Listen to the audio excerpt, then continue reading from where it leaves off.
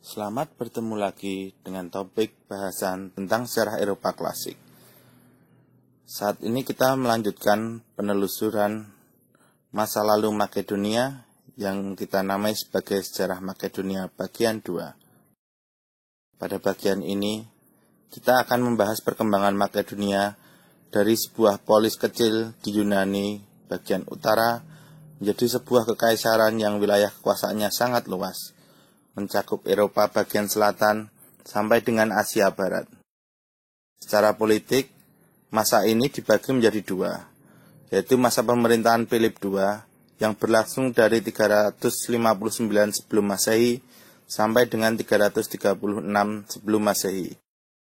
Dan kedua adalah masa pemerintahan Alexander Agung dari tahun 336 sebelum Masehi sampai dengan 323 sebelum Masehi. Tonggak penting perkembangan Makedonia ditancapkan oleh Philip II.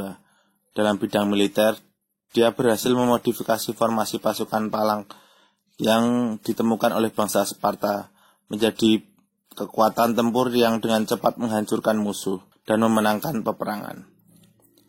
Jiwa formasi palang, yaitu pertempuran harus dilakukan dalam tim dan tidak boleh bergerak sendiri, tetap dipertahankan oleh Philip II. Philip II melakukan pembaharuan pasukan palang dalam 3 aspek, yaitu yang pertama, sistem perekrutannya. Poin pertama, memasukkan petani sebagai anggota pasukan perang. Langkah ini menjadikan jumlah pasukan Makedonia menjadi jauh lebih besar daripada negara-negara lain. Poin kedua, prajurit profesional tetap dipertahankan sebagai kekuatan inti. Aspek yang kedua, perlengkapan pasukan. Poin pertama, helm pasukan Makedonia meniru helm Thrace, khususnya untuk pasukan kavaleri. Poin kedua, baju berlapis baja. Poin ketiga, modifikasi perlengkapan pasukan terpenting adalah tombak panjang 5-6 meter dari bahan pohon kornel. Pada umumnya di zaman Yunani, itu panjang hanya 2,5 meter.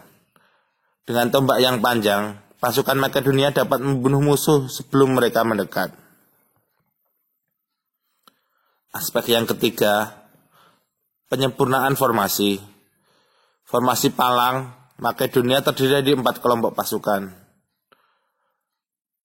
Paling depan adalah 1024 orang pasukan infanteri pemancing. Di belakangnya, pasukan infanteri inti yang terdiri dari 4096 orang dengan senjata lengkap. Di kedua sisinya masing-masing 512 orang pasukan kavaleri. Di paling belakang 2046 orang pasukan pendukung. Dengan formasi pasukan tempur yang dilakukan setahap demi setahap, Philip II berhasil mengatasi ancaman bangsa-bangsa sekitar. Bahkan sampai sekitar tahun 353 sebelum Masehi, Makedonia menjadi kerajaan yang dominan di Yunani bagian utara. Setahun kemudian, tepatnya tahun 352 sebelum Masehi, kerajaan Thrace dan Tesalonika berhasil ditaklukkan. Keberhasilan ini mengejutkan polis-polis di Yunani, sebagian selatan. Meskipun demikian, mereka tak dapat menghindar.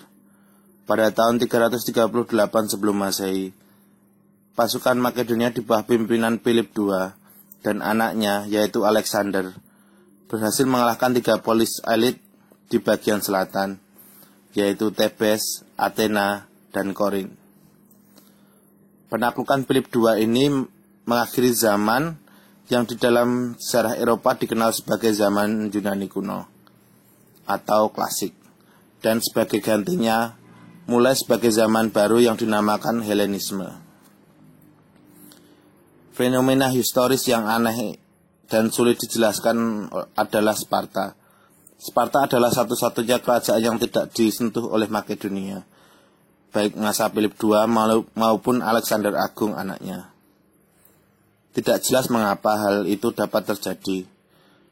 Dari berbagai spekulasi yang muncul, tampaknya penghormatan tinggi Philip II kepada Sparta sebagai guru dan sekutu di masa lalu merupakan faktor yang paling logis untuk tidak mengganggunya. Nasib tragis dialami Philip II pada puncak kejayaannya dan saat akan merayakan pesta pernikahan adiknya. Philip II mati dibunuh oleh pasukan pengawalnya sendiri, Pausanias of Orestis. Banyak spekulasi yang muncul, seperti konspirasi Persia dan kekhawatiran Olympias, ibu Alexander terhadap pewaris tahta. Kekhawatiran itu muncul terutama sejak Philip II menikahi Cleopatra Eurydice pada tahun 338 sebelum Masehi. Cleopatra adalah asli orang Makedonia. Sementara Olympias, ibu Alexander, berasal dari Epirus. Oleh karena itu, apabila nanti Cleopatra mempunyai anak laki-laki, dia akan lebih berhak menjadi pewaris tahta dari Alexander. Spekulasi ini semakin menguat ketika Cleopatra dan anaknya mati terbunuh setelah Philip II terbunuh. Dicurigai pembunuh itu adalah perintah Olympias. Philip II diganti oleh Alexander III. Kemudian dikenal sebagai Alexander Agung atau Iskandar Agung. Pada masa Makedonia mencapai puncak kejayaan dengan wilayah kekuasaan mencapai 3 benua, Eropa, Asia, dan Afrika. Dalam sejarah, Alexander Agung dikenal sebagai penakluk, penjelajah, dan duta budaya. Sebagai penakluk, pada awal-awal masa pemerintahannya, Alexander Agung mampu meredam berbagai pemberontakan yang dilakukan oleh polis-polis yang ingin melepaskan diri dari Makedonia, seperti Tebes, Athena, Thessaly, dan suku-suku Thracian di utara Makedonia. Pemberontakan itu terjadi karena Alexander dipandang memperoleh kekuasaan dengan jalan melanggar aturan. Apabila kenaikannya menjadi pengganti Philip II diwarnai konflik dan bahkan pembunuhan, terdapat kelompok bangsawan yang tidak sepihak dengan Alexander, termasuk Cleopatra dan putrinya yang masih bayi. Penaklukan terhadap pemberontakan dimulai dari daerah Thrace pada 335 sebelum Masehi dan dilanjutkan ke Iliria dan Taulanti di bagian barat. Setelah dapat diatasi, kemudian Alexander Agung melanjutkan peperangan untuk meredam pemberontakan Thessalonika, Tebes, dan Athena. Setelah merasa cukup aman, Alexander kemudian melakukan ekspedisi ke Asia Barat dengan tujuan adalah Kekaisaran Persia. Hasil dari penaklukan yang dilakukan Alexander Agung sangat mengagumkan. Dia memiliki wilayah kekuasaan dari Afrika Utara di barat, India di tenggara, dan Eropa Selatan. Selesai sebagai penakluk, Alexander Agung juga dikenal sebagai penguasa yang tertarik pada perkembangan ilmu pengetahuan. Diceritakan bahwa ketika dia beristirahat pada 2 benda yang tidak pernah ketinggalan diletakkan di bawah bantalnya, yaitu buku dan pisau belati. Buku menjadi simbol bahwa Alexander Agung memiliki ketertarikan yang tinggi terhadap karya sastra dan ilmu pengetahuan. Selama bertahta di Persia, Alexander Agung juga memerintahkan untuk melakukan eksplorasi di daerah-daerah yang belum dikenal. Dia juga menyuruh Nearchus untuk menelusuri sungai Indus di India sampai ke Muara. Penjelajahan Nearchus berlangsung antara 326 sampai 324 sebelum Masehi dan disertai catatan yang detail dalam bentuk buku dengan judul Indike. Selain Nearchus, Alexander juga memerintahkan ilmuwan yang meneliti dan mempelajari tanaman, hewan, penduduk, dan geografi di berbagai wilayah kekuasaannya. Alexander Agung juga terkenal sebagai duta budaya karena memperkenalkan bangsa-bangsa taklukan kepada budaya Yunani. atau Hellas atau Hellenias. Sebaliknya, Alexander juga berusaha menyerap kebudayaan lokal, sehingga terjadi akulturasi dan melahirkan kebudayaan baru yang dikenal sebagai Helenisme. Bahkan, pada tahun 324 sebelum Masehi, Alexander juga memerintahkan para pejabat untuk menikahi putri Persia dalam suatu pernikahan massal. Dia sendiri menikahi 2 putri Persia. Setelah Roxana, perkawinan diharapkan dapat melahirkan generasi baru pendukung Helenisme.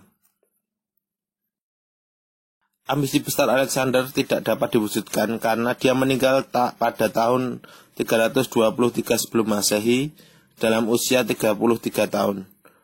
Sepeninggalannya, Kekaisaran Makedonia terpecah dan terlibat perang saudara yang panjang antara para jenderal-jenderalnya.